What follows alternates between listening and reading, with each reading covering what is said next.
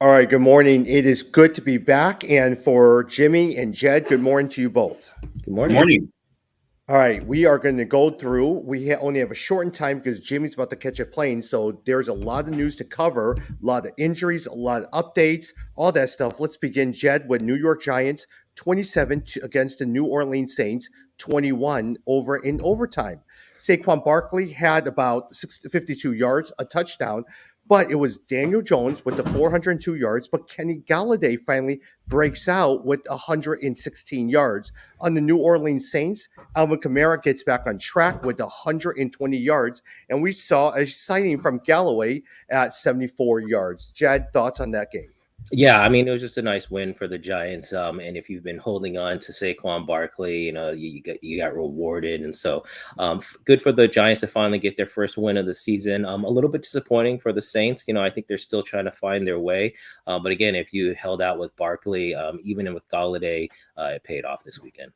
You know what I wish, though? I just hope like Saquon has this habit of getting injured at certain times during the year.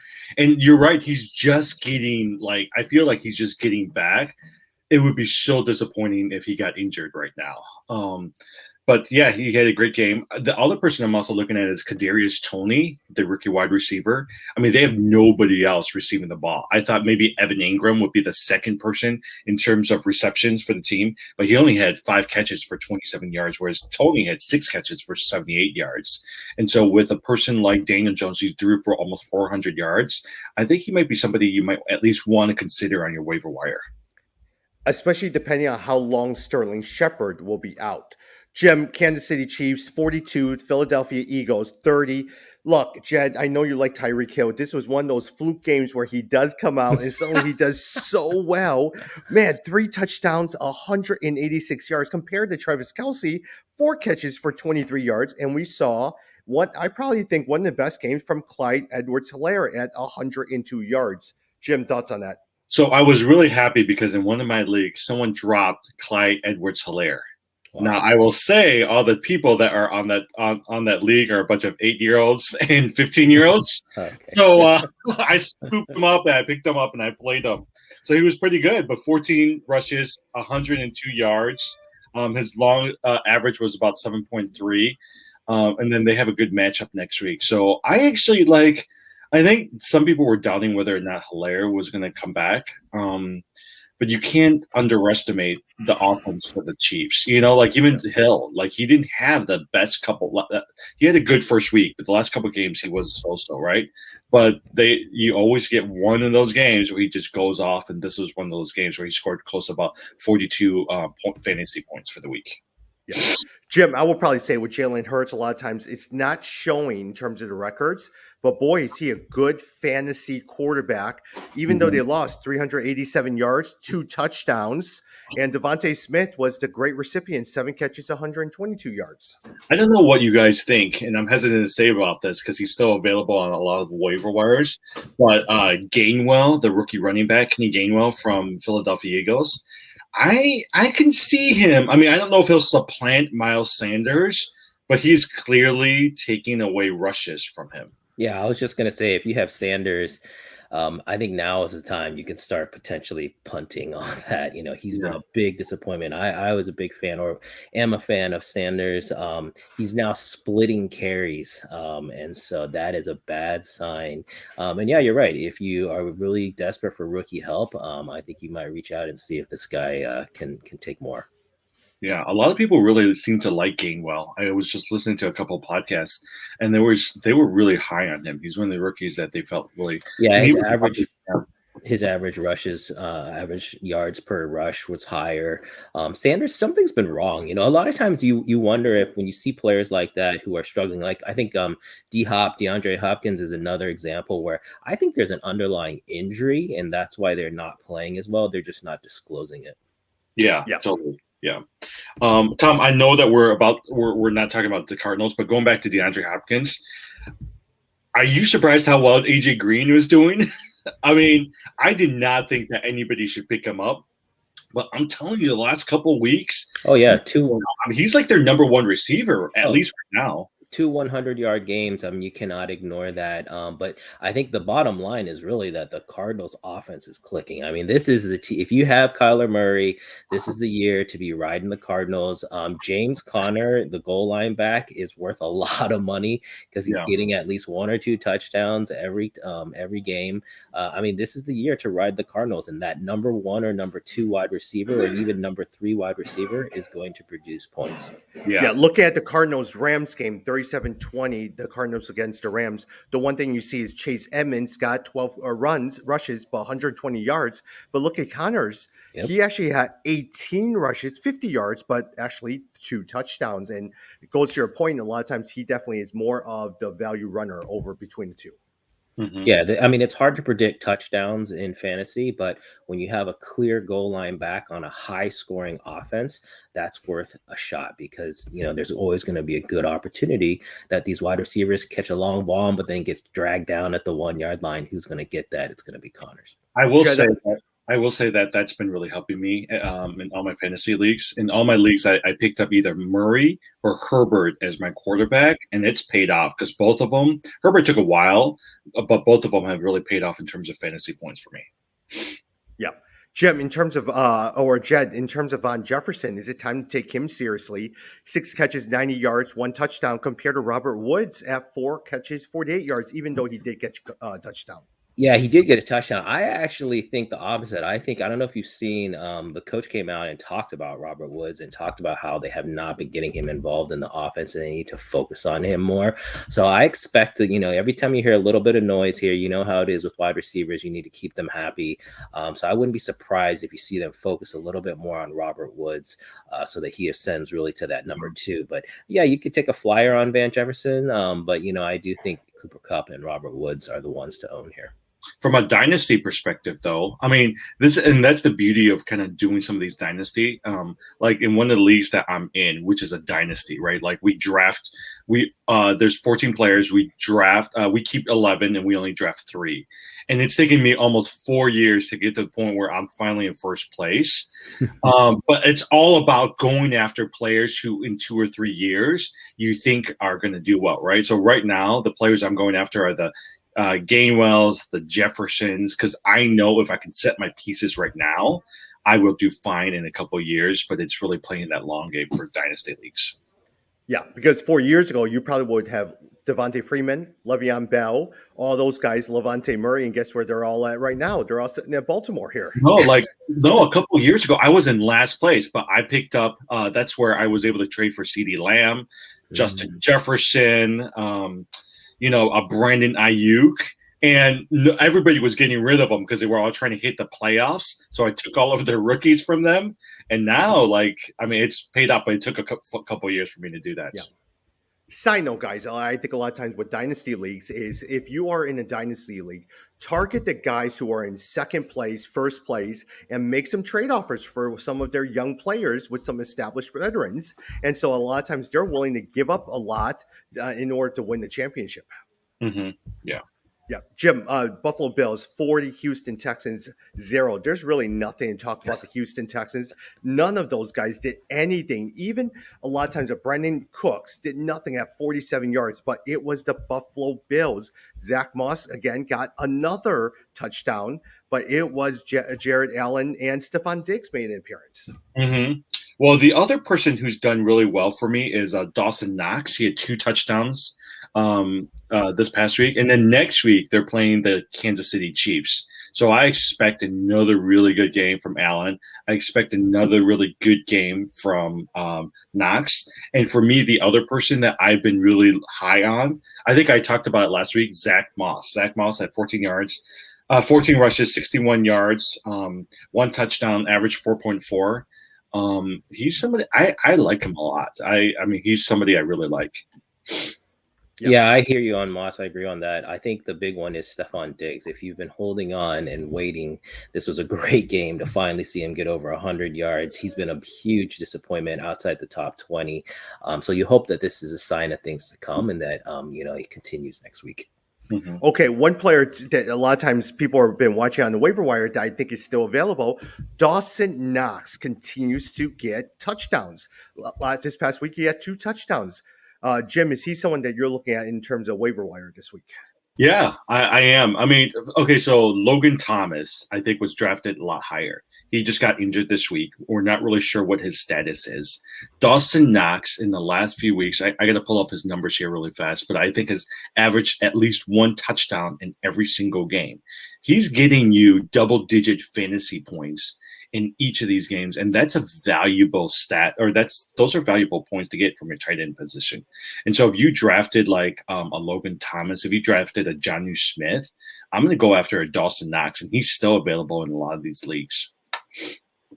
Yeah, Jed, first place. Oh, go ahead, Jed. I was just going to say, yeah, Dawson Knox is actually top 10 on the tight end scoring if you look across the whole season. So he's definitely one of the surprises maybe available. Another guy is Noah Fant as far as the tight ends. But yeah, I totally agree on Knox that if he is on your waiver wires, definitely someone you should consider.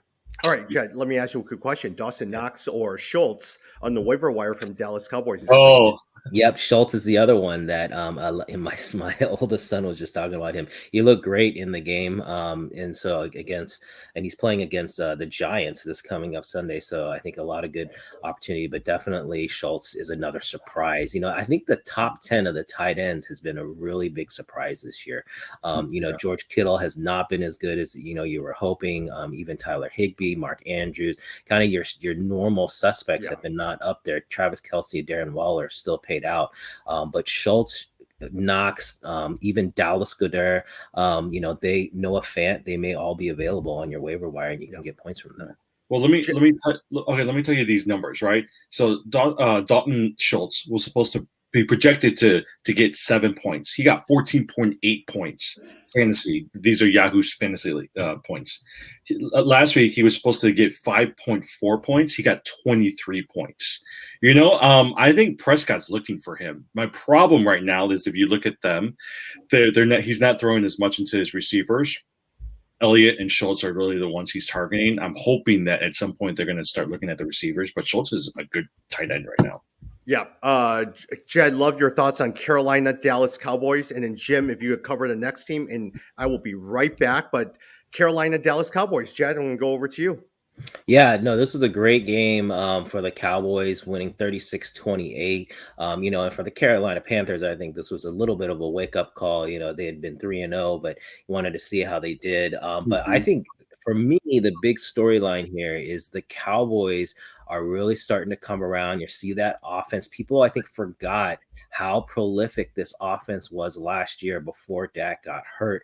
I think we're feeling confident now that Dak is really fully back from his injury. He only had 188 yards, but 4 touchdowns. So if you drafted him, kind of took a chance on him, he went a little bit lower this year. He's doing fine. He's going to be top 10, good chance for me, even top 5.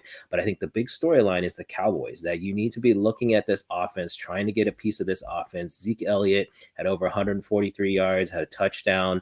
Amari Cooper, Dalton Schultz, we talked about, Cedric Wilson, they all had touchdowns. It was a little disappointing to see CeeDee Lamb, didn't get as really part of the action. He only had 2 catches. But again, this is an offense you want to get a piece of. If you're a Cowboys fan or if you've got Cowboys players, you should be really pleased. Do you think Ezekiel Elliott went to the coaches after week 2 and says, "Look, stop giving the ball to Tony Pollard and start giving me the ball"?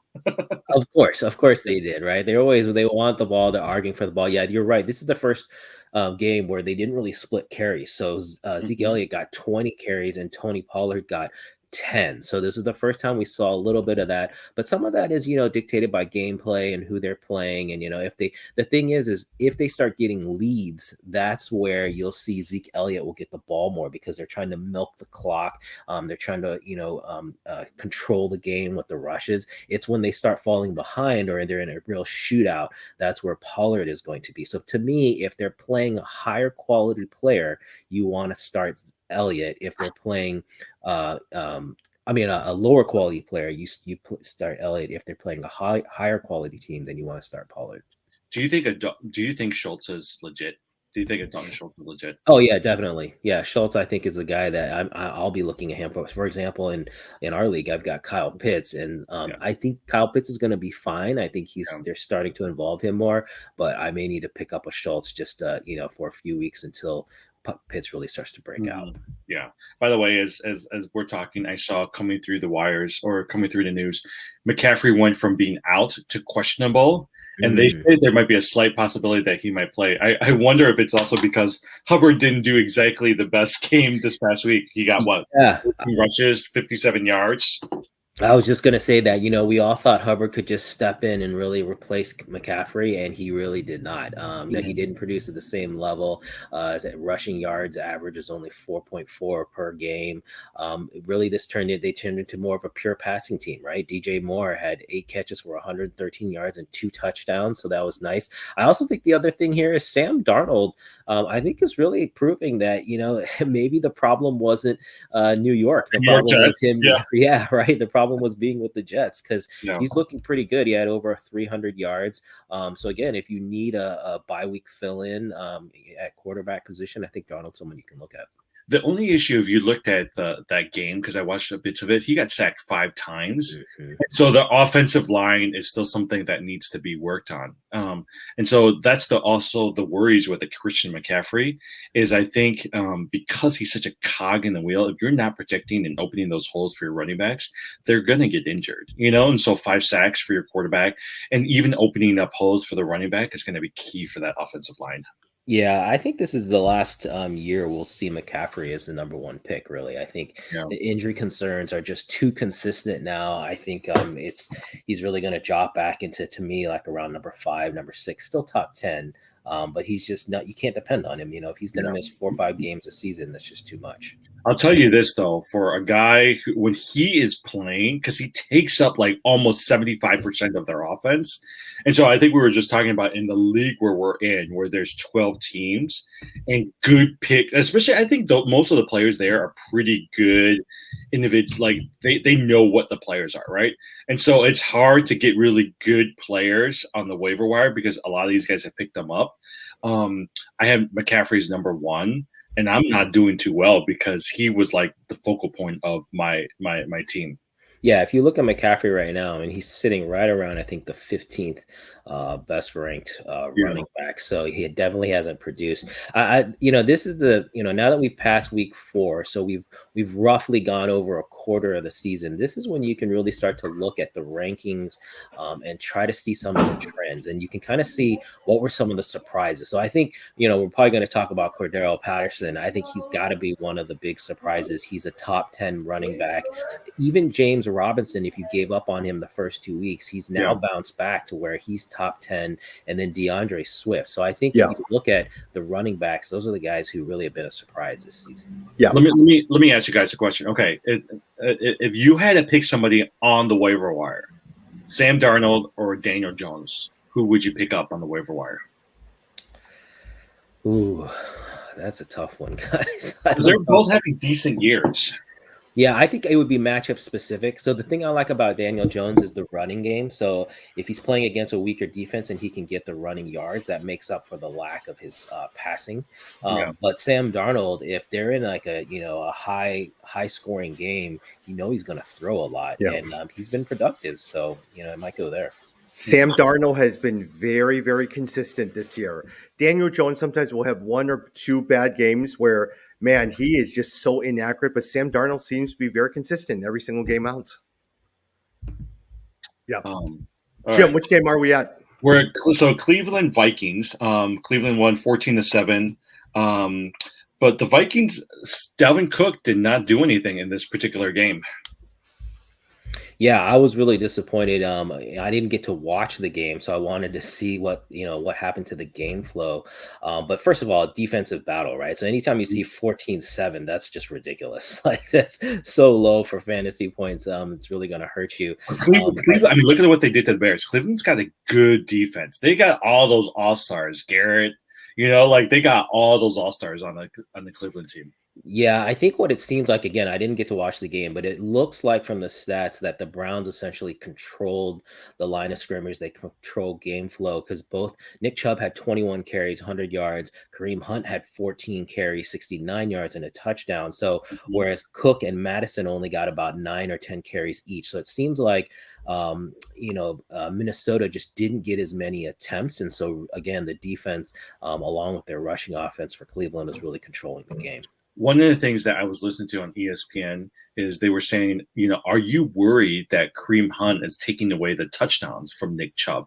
I still think Nick Chubb is a every day, every down, you play him every game. But Kareem Hunt has been the person they're turning to, at least when they get to the goal line.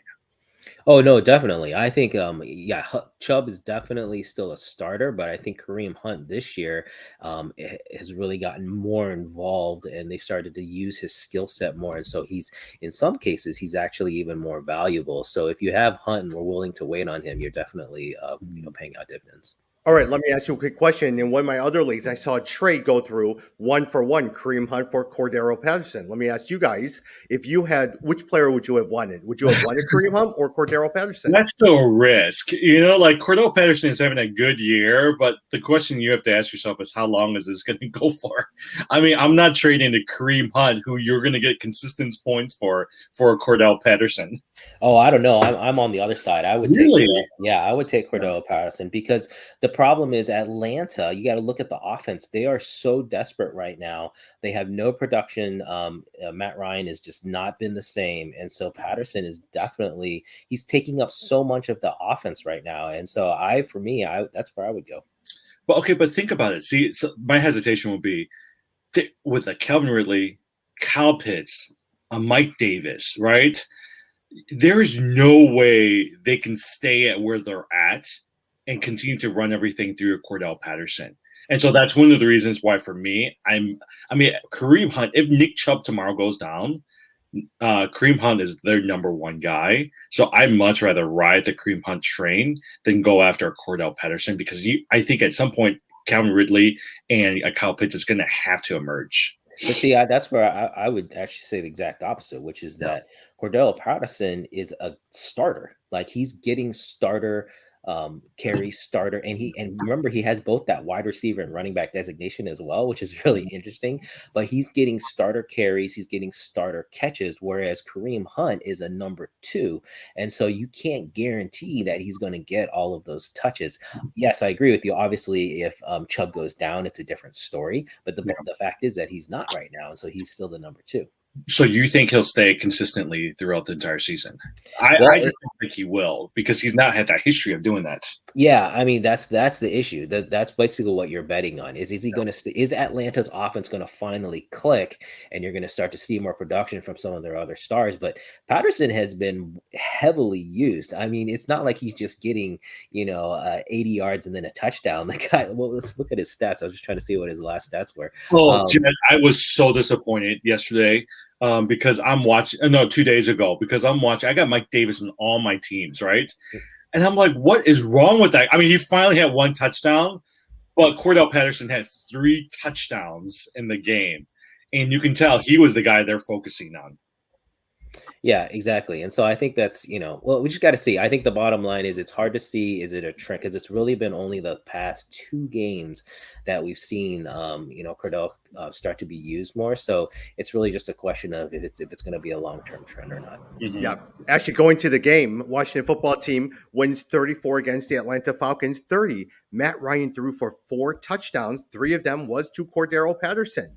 But on the Washington football team, Antonio Gibson had 1 touchdown. Look, I love Antonio Gibson. He's on all my teams. He did pretty well, and McLaurin did well. My only frustration with the Washington football team is McKissick. McKissick keeps ruining Antonio Gibson. Go in the 4th quarter, you don't see Antonio Gibson anywhere, but all you do is see McKissick anywhere. Jim, thoughts? Yeah, I don't know. I mean, so I was thinking about this. Tommy presented me a trade the other day. It was David Montgomery for Antonio Gibson, and I rejected it. But then after watching the McKissick game, I was like, maybe I should have taken that trade, because is McKissick always going to be taking some of these yardage away from Antonio Gibson? They seem to like McKissick. They seem to want him to be involved. He's kind of like their Kareem Hunt back, whereas Antonio Gibson is really their grinder. They're looking at McKissick to kind of throw the ball down. And I think he's been helping. He's been relieving some pressure off of the receivers, because outside of Terry McLaurin, and if Logan Thomas is out, I can see them keeping McKissick in for a good part of the game. Oh, I completely agree. I think McKissick is exactly like a Kareem Hunt. If you have a chance to take a flyer on him, if he's available, I think you definitely should. I think the other story we're missing here is Taylor Heineke. Heineke has looked great. I mean, he has been solid in replacement. I was really worried with Fitzpatrick going down, but basically he has saved Antonio Gibson and Terry McLaurin, because they are fine, especially McLaurin. McLaurin is a top 10 wide receiver. He has paid out well, and you can continue to ride that. But I agree. I think McKissick, if he's available or if he's someone you want to target, I wouldn't have any problem with that. Yeah. Taylor Heineke is one of those backup quarterbacks, man. He has been phenomenal. You want that in all of your backup quarterbacks. Well, okay, so seriously, I would not have said this a few weeks ago, but from a true dynasty league, and there's not many players out there. Taylor Heineke is somebody I would kind of take and stash for a while. Yeah, the other thing I want to mention, back to the Cordero Patterson discussion. So just now seeing his stats, he had 6 carries. So he actually, Mike Davis had 13, but Cordero Patterson had 6 carries for 34 yards and then 5 receptions for 82 yards. So he actually led both the rushing and the receiving for Atlanta. So I don't know, that's just a lot of involvement in the offense, but I think you're right. You just got to see, particularly with Ridley and with Davis. I don't know. I think Davis at this point, you're not looking at him as really a true RB1. He's really more of like your goal line back, where you're just hoping that he cashes in with the touchdown, but I don't think he's a starter anymore. And you both know what the obvious is. Both Mike Davis, Cordero Patterson, what were they? They were all former Chicago Bears. Oh, yeah, that's true. Well, okay, so here, the other thing, and I'm not saying, I guess my argument for Cordell Patterson, right? Long-term productivity and long-term healthiness is one factor. But if you really think about Matt Ryan, if he's not able to throw the long ball to Calvin Ridley, a player like Cordell Patterson actually would be a pretty good player for him to have around, because he's one of those gadget players that you can use him as running back. He'll just go down. He's not going to go down far, but he'll go down, 10, 20 yards, and then you can throw him the ball. What I do hope is they would just use Mike Davis more from a rushing perspective, but right now they seem to be staying away from a Mike Davis. Yeah. Hey, Jed, let me go over to you. Indianapolis Colts won their first game against the Miami Dolphins, 27-17. Carson Wentz really didn't do very, very much in terms of but it was Jonathan Taylor and the defense who did really well. Jonathan Taylor goes over 103 yards. On the Miami Dolphins side, hey, look, Brissett actually continues to do decently okay, through for 2 touchdowns, but it really has elevated. Gesicki has done well because of that. And look, the rushing yards, there's nothing over at Miami. So it was a boring game, high-scoring game, but it was a very, very boring game, Jed. Yeah, no, we said that the Colts would win, and that did prove true. But yeah, as far as fantasy wise, it's not a lot to really be happy about. Jonathan Taylor, I think this was a good game for him to be able to get over 100 yards and the touchdown. For me, Nyheim Hines was such a huge disappointment, right? He's been picking up a few points here and there and just got absolutely nothing in this game. So it was a boring game, but it's nice to see Wentz, starting to get into a little bit of a groove. Michael Pittman Jr. wasn't a great game, but still had 6 receptions for 59 yards. I think if you've been watching Michael Pittman, I think you could still hold on to him. He's not worth a drop at this point yet. Just hope that offense continues to come around. And I agree with you on the Miami side. I think Gesicki is the big one that you want to consider. Even Devontae Parker. People forget how good Devontae Parker was. But yeah, if Jacoby Brissett, and remember Brissett, this was a little bit of a revenge game though, right? Because he came out. Oh yeah, that's true. Because he played. Yeah, he played for Indianapolis last year. Yeah, so I think he was playing. He was pretty dialed in. That being said, Devontae Parker is a huge talent, and so if for some reason he's still available out there, this is someone in certain games that he can clearly be the number one and get you some points. And Gesicki, again, at the tight end position, I think is someone to consider. Now, with Miles Gaskin, I'm beginning to see him on the waiver wire. Is he someone that you're dropping? Yeah, I would drop him. I would again disappointed. I don't know what they're doing in Miami. So if you look at the rushing, Malcolm Brown got 8 carries, Miles Gaskin got 2, and then Ahmed got 3. So it's like they're definitely not focusing. Maybe they just got behind so quickly they couldn't rush anymore. But Gaskins is clearly not the focal point. The person who I'm disappointed about is Will Fuller. I always equate Will Fuller with the Mike Williams over the Chargers, and Williams is having a great year. And Fuller, I always felt like had a really, I guess Watson was his quarterback, right? But he was always the better player. This week he only had 1 reception for like 6 yards. Yeah. And I was like, I don't know what you guys are doing. Even Jalen Waddle, three receptions, 33 yards. For me, having a good quarterback makes a world of a difference because compare Waddle with Jamar Chase, and Jamar Chase has Burrows throwing to him, it's doing so much better. So, but I am considering, I'm not going to drop him, but I'm not using Michael Pittman on a daily basis. And so there's part of me that says, should I just go after somebody else who like a Dalton Schultz, right? Instead of a Michael Pittman, because Michael Pittman really only gets me 9 points, even though he's a starter and he's just sitting there on my bench right now. Got it. Jim, Tennessee Titans, they lose to the New York Jets. New York Jets won their first game, 27-24. Yeah. Look, on the Tennessee Titans, there was really no players out there. A.J. Brown, who probably at this point is probably the most disappointing, highly drafted fantasy player out there. Julio Jones, also hamstring injury as well, too. Tannehill had really no one to go through. Derrick Henry had 156 yards, 1 touchdown, but it was the New York Jets with Corey Davis coming back at 4 catches, 111 yards. You called it, Jed, right? It's a revenge game, and they were going to feed the ball to Corey Davis. Corey Davis was having a really good game. And so I think he was – Zach Martin continues to do rookie stuff. Like he got sacked a bunch of times. He had some really good throws. And then I think, like I said, we're going to talk a little bit about this later too, from a waiver wire perspective. Michael Carter is still a running back that's available in your league that you might want to pay attention to. He's now the full-time starter, and I actually see good things from Michael Carter, but Corey Davis was a stud, at least with Jets. Yeah, this game to me is just an example of how hard it is to win in the NFL, and how Tennessee should have won this game, but it was the perfect storm for the Jets, right? They had both Tennessee's top 2 wide receivers were both out. And then you had the revenge game factor. And also remember, the Jets had not won. So the players have a lot of pride. They want to win at least one game, right? They want to get out of that column. It was the perfect storm. There's no way the Jets would beat the Titans 9 out of 10 times, but this was the 1 out of 10 time and they won. I agree though with Corey Davis. The thing I would say, as I said last time, it's matchup dependent.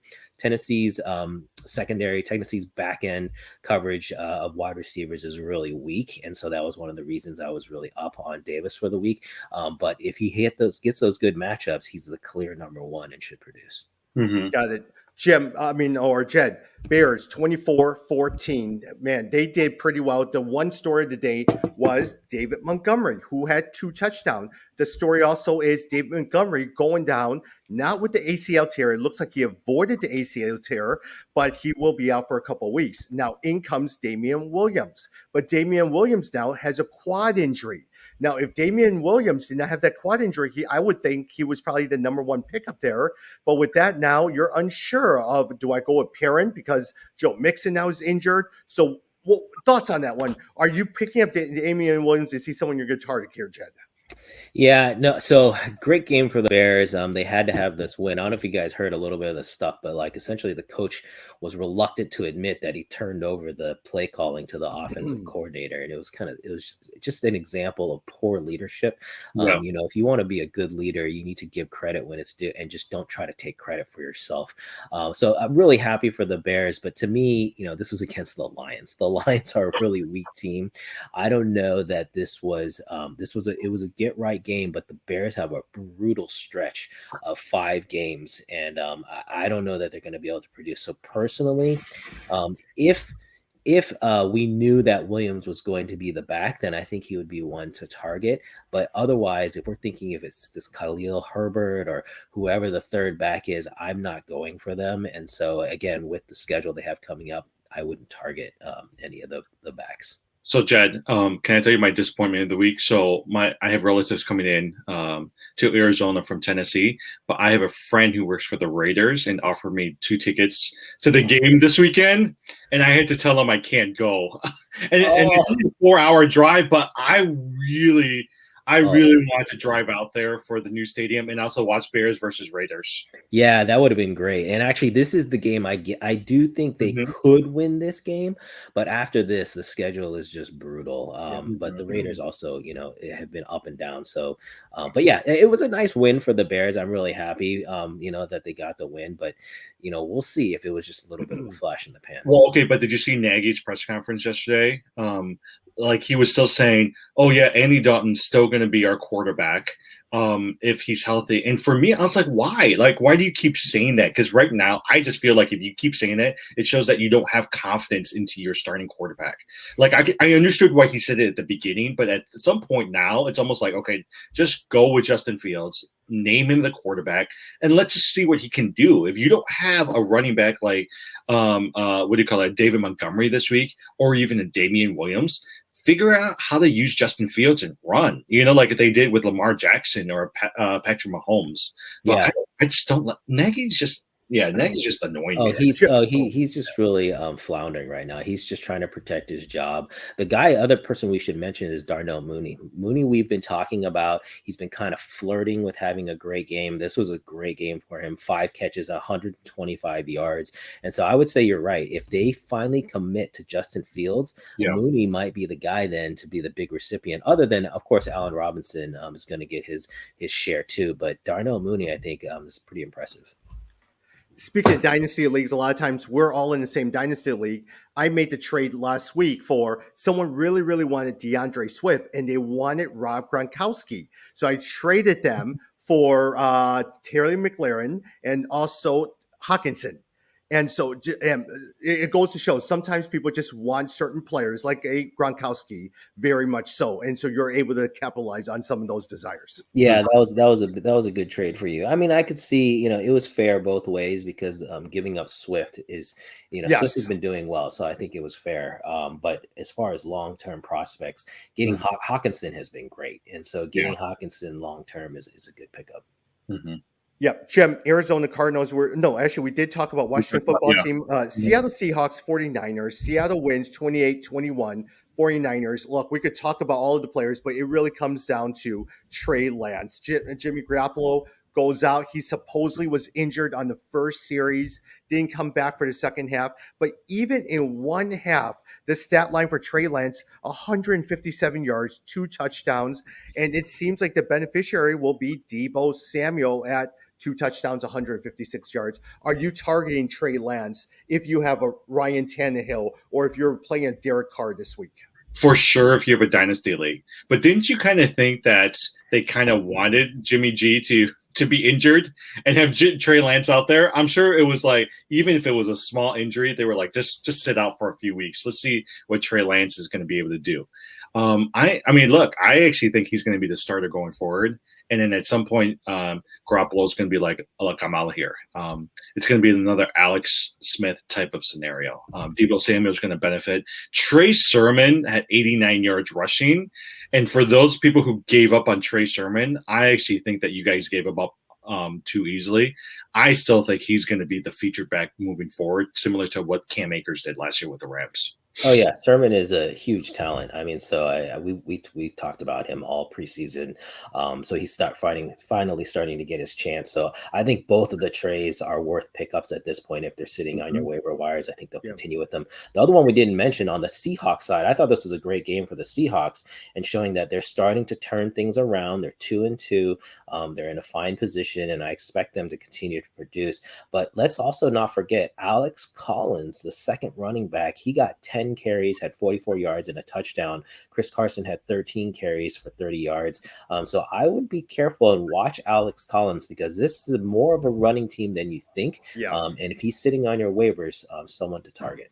Especially with Rashad Penny injured Now come Alex Collins and look at it. You know, Chris Carson had 13 carries. He only had 30 yards and no touchdowns. Hey, pay attention to Alex Collins because if he puts a couple weeks in a row, he may be someone that you're going to prioritize here. But I think, is he injured? I got to look. Some people said that he got injured during the game and he might be out a couple of games. And so that's one of the reasons why Alex Collins started taking the bulk of the carries and could potentially be the starter next week. Yeah, Carson got injured. I didn't know how serious it was, but he did get injured. But we always know that. We always talk about that's the problem with Chris Carson. You guys know I had Chris Carson. I dropped him in this dynasty because he kept getting hurt. Of course, I saved J.K. Dobbins, who then got knocked out for the season, so that was a problem. Yeah. But yeah. Okay, so I know you dropped KJ. My brother's been stockpiling Cam Akers, J.K. Dobbins. I forgot who else he's got on his IR. I was like, Tom, you know you can only save 5 players. Guys, what are you going to do? Save all the IR guys? I may look because there's 3 IR spots right now. J.K. Dobbins, Cam Akers on there. They're clearly going to be the number 1 backs on there. So it gives me a lot of chances. And I'm hoping that come playoff time, I'm going to be, if I'm in last place, I'm going to be packaging players, trading for different players. And I still have 2 players sitting there on IR. See, that's the life of a last place team, Jimmy. Yeah. That's why we don't understand it, because we're not in last place. Yeah, I'm not sacrificing my IR positions right now because I saw Cam Akers out there and I was like, I can't, because if somebody goes down, I need one of those positions right now. Yeah. Yeah, Jim, Packers 27 against the Pittsburgh Steelers 17. Ben Roethlisberger did okay. Deontay Johnson had 92 yards and 1 touchdown. Najee Harris continues to do okay. Mm-hmm. But other than that, I saw the rise of A.J. Dillon, 15 carries, 81 yards. Mm-hmm. Thoughts on that? Najee Harris, I've kept on my dynasty. And A.J. Dillon, I have refused to drop in any of my leagues. I think out of the 8 leagues I'm part of, I think I have him on 4 of my teams. Because I always think that if you give A.J. Dillon a chance, he always does well. If Aaron Jones something ever happens to him, A.J. Dillon is going to be like a number 1 running back. I would say even top 10 running back in terms of fantasy. So that's why I have not been able to let him go. Devontae Adams is doing good, but he hasn't had the outstanding numbers I had from the last few years. But Aaron Rodgers is still getting you a consistent 20, 25 points every week. Yeah, to me, I'm not a fan of Roethlisberger anymore. I think I've been saying this. Roethlisberger is done. They need to move on from him. But if you have Najee Harris, I'll just say because of the reception, so he had 6 receptions for 29 yards. Because of that, in addition to his rushing, you're fine. Basically, if you have Najee Harris, he's a starter. You can put him in. He's not producing like gangbusters. He's not top 5, but he'll be right around that edge of that outside top 10. Jed, let me ask you a quick question. Randall Cobb may resurgence. 2 touchdowns. Are you looking at Randall Cobb? No, I'm not. That's what I was going to say. I mean, Aaron Rodgers definitely would, a couple games, he's going to look to him just to basically justify his request that they bring him in. But no, I'm not. I still think it's a Devontae Adams show. When push comes to shove, we'll see that. But I don't know. You could take a flyer if you're desperate at the wide receiver position because, Rodgers clearly will focus in on him sometimes.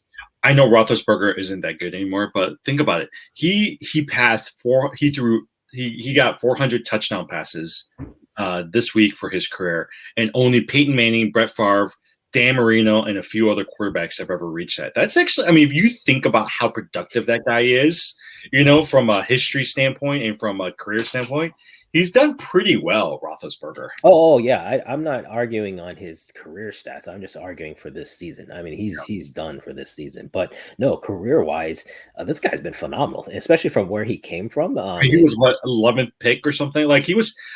And I'm trying to remember the draft he came from, but he was not one of the more highly regarded quarterbacks. But he's won more championships than a lot of these other quarterbacks that got drafted higher than him.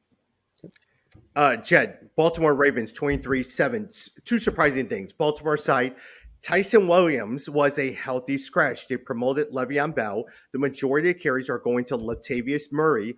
1, is Tyson Williams someone that you're just going to drop? Number 2, on the Denver Broncos, Teddy Bridgewater went out with a concussion. And so as a result of that, man, the whole offense stunk. Thoughts?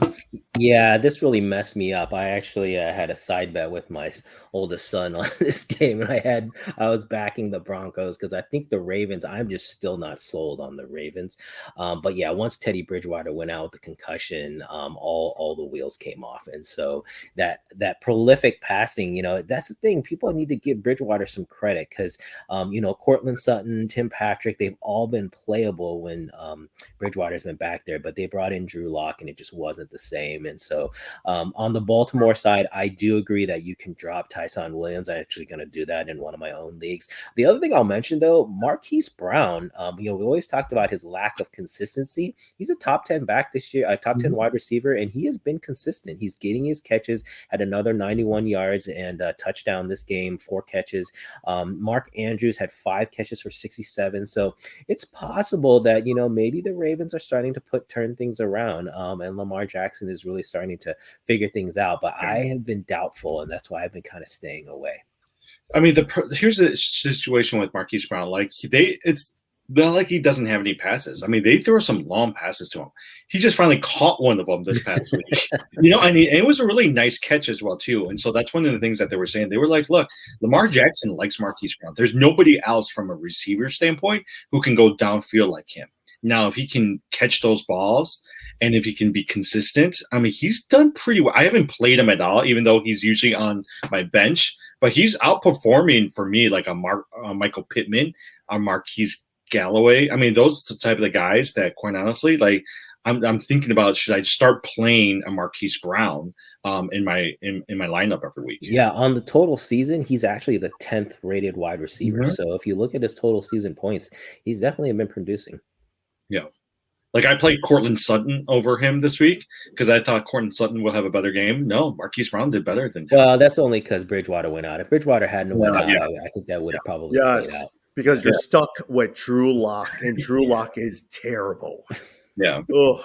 Hey, but at the same time, I'm not sure if you guys talked about this. Are you beginning to see the emergence of Javonte Williams and more so Melvin Gordon no longer playing as much anymore? I've been trying hard, and I think I need to try harder to go after Javonte Williams. Javonte Williams is, I think, I don't know if he'll ever reach the Derrick Henry status, but in a few years, I can see him being one of your top 5 running backs you're drafting in the first round. So Javonte Williams is really, really good. Wow, that's high praise, man. Yeah. He's big. Okay, so sorry, I know we got time, but he's big. He runs hard. I mean, just look at him. The other day, like, which game was it? He was dragging like 5 players with him. And he dragged them for like 10 yards. Like, only Derrick Henry is out there able to do that. And I think they're going to feed the ball to Javonte Williams at some point. All right, a couple of other, as we wrap up here, Tampa Bay Buccaneers against the New England Patriots, 19-17. Look, we thought Tom Brady would actually do better. He struggled. The defense for New England was very, very good. You were very impressed by Mac Jones. Leonard Fournette had 91 yards, but none of the receivers did anything, including Antonio Brown, Mike Evans, Godwin. But on the passing side, Mac Jones did well, and Jacoby Myers and Kendrick Bourne continues to impress. Jed, thoughts? Yeah, so we have to remember this. The problem is it was raining the whole game. That's why, as far as the fantasy production, that's why everything got screwed up. From a theatrics point, though, I thought this was a great game because Mac Jones, you really saw him debut. I mean, to me, they should have won this game, and the storyline would have been essentially Mac Jones did to Tom Brady what Tom Brady did to Drew Bledsoe 20-some years ago, because Mac Jones looked great. He was hitting his receivers. He was making his reads. If you're a New England fan, I think you got to be super excited because you have your quarterback of the future. They just got to build around him. The bottom line is they deserve to win this game. Tampa Bay did not deserve to win. But I think the rain played a major factor. Like they could not. And also, how important is Gronk to Tom Brady? You realize that, man, without Gronk, Brady looked a little lost. He was really not able to focus in on someone like a Gronk, especially around the goal line. Well, remember the last play of the game? He threw that ball to Antonio Brown, and Brown had a good chance of catching it, but he dropped it towards the goal line. Can you imagine what would happen if they won? If they actually got that touchdown? I mean, they would have gone nuts out there. Yeah, no, it was. I mean, basically, New England should have won this. I have to admit, I was cheering for Tampa. I'm not a New England fan, but once Mac Jones started turning it around, I was like, man, I got to cheer for Mac Jones to pull this off. I was really impressed. I will say on the Buck side, though, Mike Evans, Chris Godwin is still, they're just not producing at the same level. Antonio Brown was featured. He did have 7 catches for 63 yards, but you could see that Brady was looking for him. So yeah, a little bit of a mess, but again, I would tie some of this to the weather, and I think there'll be a nice bounce back next week. Yeah, I wasn't even thinking about the weather. I was just thinking about the missing presence of Gronkowski because, look, I mean, that's his linchpin, that's his safety valve, and so a lot of times that was missing as well too. Actually, oh, go ahead, Tom. But the one thing in terms of Mac Jones, what you're seeing is very, very accurate. Probably he's not going to be one that runs a lot, but very accurate and very fast release time. And so that's the one thing that you'll see a lot with Mac Jones. Jim. Yeah, and Jacoby Myers, I'll just say with Mac Jones, he had 8 receptions for 70 yards and was definitely featured. Seemed like him and maybe Nelson Aguilar, but Aguilar had a couple bad drops. But Jacoby Myers is the main guy that maybe is going to be the recipient there. And so, again, could be someone that you could, target. Right. So the other thing that the commentators kept saying on NBC was it's not that he was just missing Gronkowski, but you can tell Brady was also missing Giovanni Bernard. Because the two other running backs, they just haven't done it this year. But the last couple games, they've dumped it off to Giovanni Bernard, and he's always been historically a really good back that can catch and run. And so without both of those on the field, you can tell something was a little off too. Hey, last game, and then we'll talk really quickly about waiver wires. Chargers win 28-14 against the Raiders.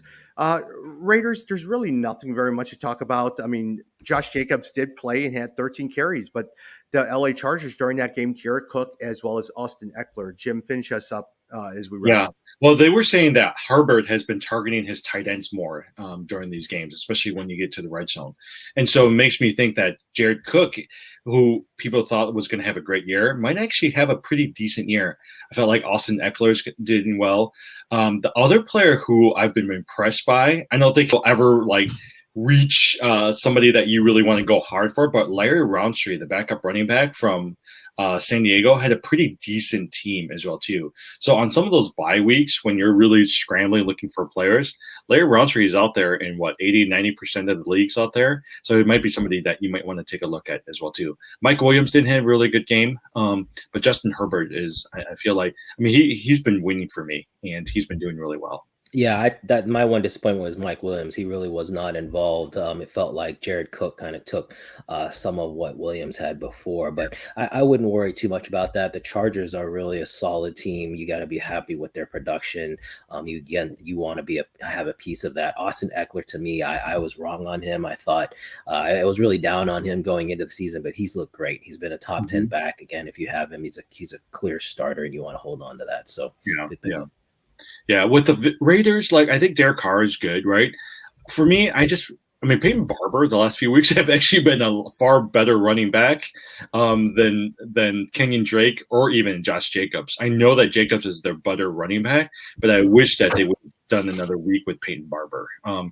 Kenyon Drake, who was it? Somebody was saying that they were like, if Kenyon Drake can't even play when Josh Jacobs is out and Peyton Barber becomes a starter, Kenyon Drake is out. There's no reason to even play him anymore. Yeah, no, you shouldn't be holding on to him. They've had him locked in as that third down receiving back. That's his role. So he will never get any additional carries. He basically just won't get enough carries to justify holding him. But I think with the Raiders, they basically mimic their quarterback, which is their quarterback Carr is very streaky. And so the Raiders are streaky. And so there are going to be some games where their players will blow up, and there's going to be some games where their offense just stinks.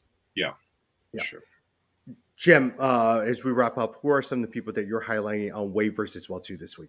We've talked about all four of them, right? But for me, Taylor Heineke is somebody who I think people should start looking at. I keep seeing him atop some of these waiver wires, 23 of 33, 290 yards. I think with a McLaren, a McKissick, a Gibson, potentially Logan Thomas if he's not injured. Heineke's got some good weapons around him. Similar to how Fitzgerald would have done well, I think Heineke is somebody that you want to pick up. Alex Collins, we don't know where Chris Carson is. I would say keep an eye out on what the news is telling you. But 10 rushes, 44 yards, 1 touchdown. If Chris Carson can't go, I think Alex Collins is really going to be somebody that you might want to target. And then Trey Lance. I mean, especially from a dynasty league, if you have the ability to pick up a Trey Lance, I would put him as like your number one person that you want to pick up this week. In just the second half, 9 attempts out of 18 total attempts, 151 yards, 2 touchdowns, right? I think we talked about this earlier. They're going to go hard for Trey Lance to continue. I actually think Shanahan's is better at developing these quarterbacks than even Nagy's been doing with Fields. And then lastly, the other person, he hasn't done too well. 13 rushes, 38 yards, 1 touchdown. Michael Carter from New York Jets, but he's your number one guy. So if you're really looking for a running back out there, there's not many, but I think Michael Carter is going to be somebody that you might want to take. And then also we talked about Richie Gainwell from Philadelphia. I think that's somebody for us to target as well too. Yeah, the one guy I'll mention that you didn't say was Chenault. Don't forget. All the way back to the Thursday game, there was the injury to Chark, and so Chenault is the new number one down there. So it's someone that may be sitting on your watch. Well, you don't think Marvin Jones? I don't know. I mean, it could be Marvin Jones too, but I'm just saying, if you're looking for wide receiver help. No, Chenault had some good catches. If you watch that game, he had some good catches. The one guy that you guys all miss, actually, ESPN reports that Joe Mixon is actually going to be limited this week with the ankle injury, and he is day-to-day. If you guys remember last year, their coach kept saying that he was day-to-day, and he ended up missing the last 10 games. And so he has an ankle sprain. A guy that you're going to have to look at is Samaje Perrin, is somebody that you especially with P-Run. Yep. And so if he is out, you need to look at him as a potential pickup on your. Tom, actually, that's a good point because they were talking about the same thing with T. Higgins because they said if you look at the Bengals are never honest with their injuries. They kept saying last year Mixon was limited. They kept saying this year Higgins has been limited. You haven't seen any of those guys after they were limited. Yep. All right. Hey, we'll talk on Friday again. Good to see everyone. All right. Later. Bye.